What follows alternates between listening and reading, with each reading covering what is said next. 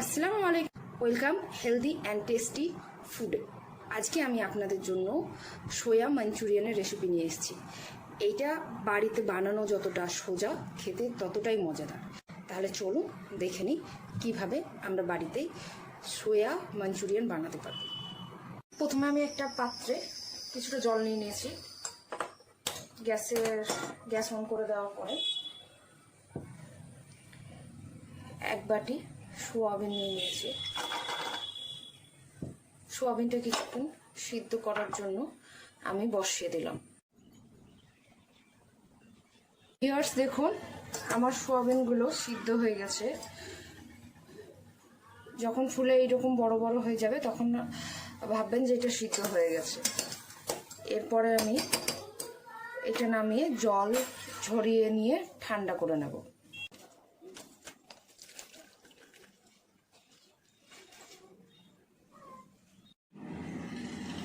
এইভাবে আমি হালকা করে সোয়াবিন থেকে জলগুলো ঝরিয়ে নেব, কিন্তু খেয়াল রাখবেন যাতে পুরোটা না ঝরে। এইভাবে আমি সবকটা সোয়াবিন থেকে জল ঝরিয়ে নিচ্ছি।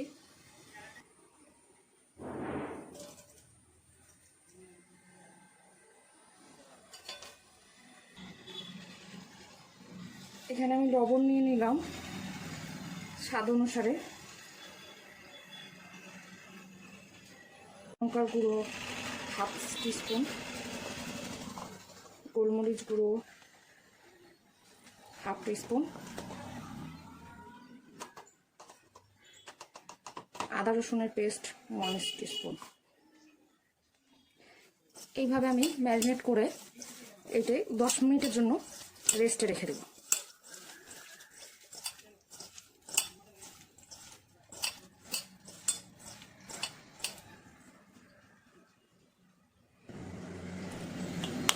একটা ডিম ভেঙে আমি হাফ কাপ কর্নফ্লাওয়ার দিয়ে দিচ্ছি।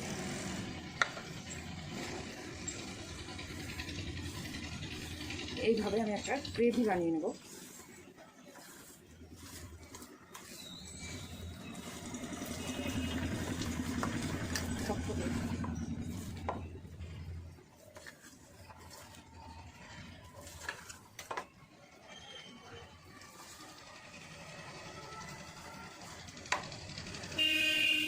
গ্রেভিটা ঠিক এইভাবে হবে।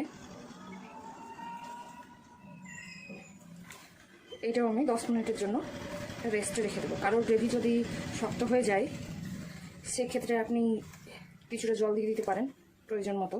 কারোর গ্রেভি যদি বেশি লিকুইডই হয়ে যায় তাহলে আপনি আর কিছুটা কর্নফ্লাওয়ার দিয়ে দিতে পারেন।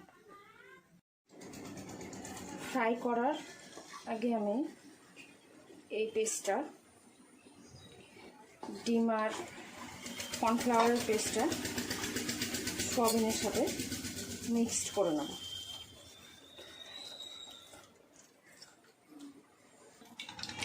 একটা চুলায় আমি পাত্রে তেল নিয়ে নিয়েছি আর সেটা গরম করতে বসিয়ে দিয়েছি। আমার তেলটা গরম হয়ে গেছে। একটা একটা করে আমি সোয়াবিনগুলো তেলের মধ্যে ছেড়ে দেব। আমার কাছে মনে হয়েছিল যে গ্রেভিটা হালকা পাতলা, তার জন্য আমি আর কিছুটা কর্নফ্লাওয়ার এতে দিয়ে দিয়েছি। আপনাদেরও যদি মনে হয় আপনারা সেটা করতে পারবেন, কোনো অসুবিধা নেই। চেষ্টা করবেন যে একটা একটা করে এইভাবে সোয়াবিনগুলো ছেড়ে দিতে, যাতে করে একের ওপর আর একটা লেগে না যায়।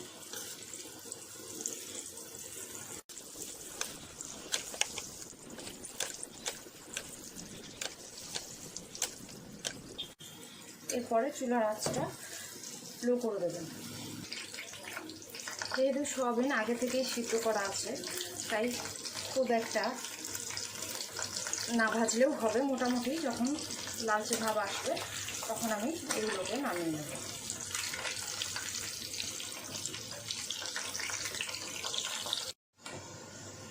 সোয়াবিনটা ভাজা হয়ে গেছে, আমি এবার এটা তুলে নিচ্ছি।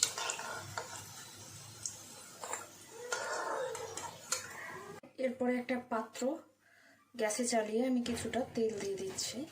যে গরম তেলে আমি সোয়াবিনটা ভেজে নিয়েছি তার মধ্যে থেকে কিছুটা তেল দিয়ে দিয়ে নিচ্ছি। তেলটা গরম আছে, এর মধ্যে আমি 1 চা চামচ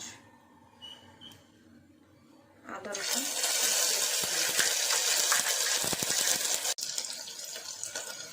1/2 কাপ টমেটো সস দিয়ে, 1/2 কাপের থেকে আমি কিছুটা কম দিলাম, লাগবে না।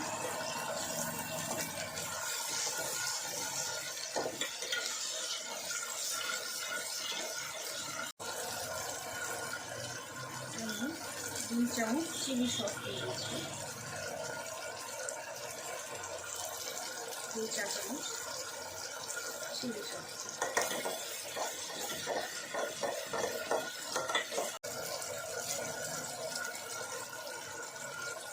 হাফ চা চামচ আমি ভিনেগার দিলাম।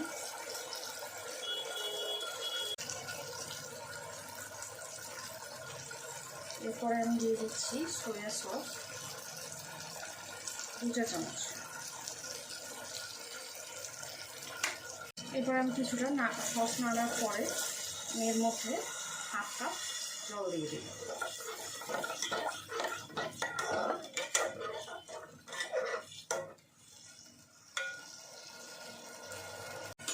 এটা ফুটে এসছে, আমি এরপরে এর মধ্যে সয়াবিনের বড়িগুলো এক করে দিয়ে দিচ্ছি।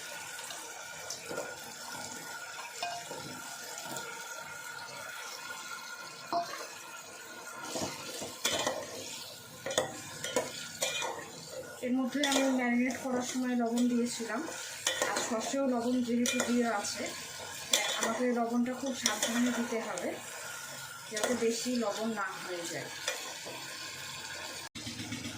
এখন আমি চুলাটা কম আঁচে রেখে এরপরে আমি ক্যাপসিকাম আর পেঁয়াজ দিয়ে দিচ্ছি,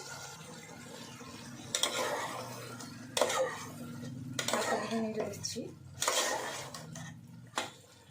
কেউ যদি লাগা লাগাভাবে খেতে চায় তাহলে এইভাবে নামিয়ে নিতে পারে, কেউ যদি হালকা গ্রেভি করতে চায় তাহলে আর একটু জল দিয়ে দিতে পারে। আর একটু জল দিচ্ছি।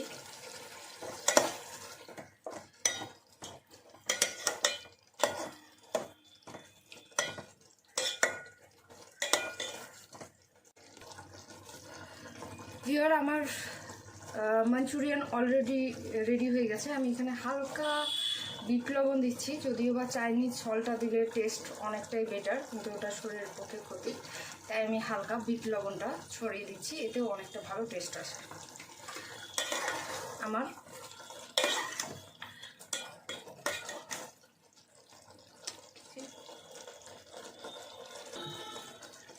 দেখুন ভিউয়ার্স, আমার সোয়া মাঞ্চুরিয়ান রেডি। দেখতে কতটা সুন্দর হয়েছে মাশাআল্লাহ, খেতেও ততটাই টেস্টি হবে ইনশাআল্লাহ। আপনারা বাড়িতে বানাবেন এমন ইজিভাবে, আপনারা অবশ্যই এত সুন্দর একটা ডিশ বানিয়ে নিতে পারবেন যেটা হেলদি এবং টেস্টি হবে। তো ভিউয়ার, কত ইজিলি আমাদের সোয়া মাঞ্চুরিয়ানটা হয়ে গেল। এটা আপনি গরম ভাতে বা পোলাওয়ের সাথে ইজিলি সুন্দরভাবে খেতে পারবেন।